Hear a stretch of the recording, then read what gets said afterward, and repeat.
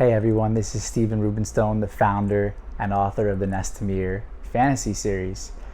And if you're here today, I'm really excited because it means you get an opportunity to read this story on GitHub, this incredible open source coding platform for creators across the world to share all of the amazing projects they're working on. Now, when you first hit the story, and if you're watching this video right now, you're on the outline page, I want to give you a brief overview of what you're about to dive into. So the book starts off with an introduction to the main character, Jake Addison, the protagonist of the story. He's a 12-year-old boy from a town called Grapefield from the state of Wisconsin, United States.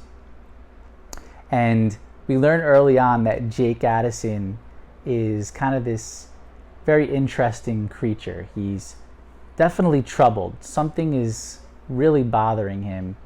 And we learn early on that it relates to him not being able to live up to the academic success of his parents, of his mother, of his father. His grandfather was a physics genius.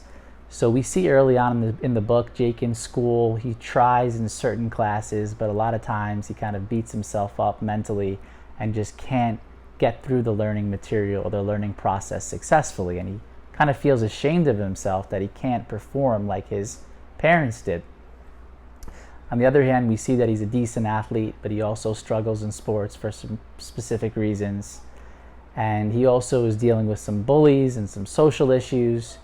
Very important scene in the early book, and this actually happened to me in real life. I got a very bad grade, and Jake got a very bad grade after going all out on a creative project and the teacher telling him that he didn't follow instructions. And I was very frustrated. Jake was very frustrated when this happened. And this all kind of builds up to this very stressful state.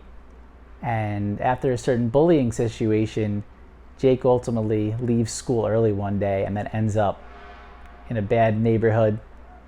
And then after that, he ends up in the spaceship of an alien warrior from a galaxy called the Nestamir. And at the end of chapter 3, that's where this really picks up, where Jake meets Dendro, this really cool alien soldier. He's a special operations warrior, and he has something very amazing going on. He earns superpowers as he passes these computer science lessons.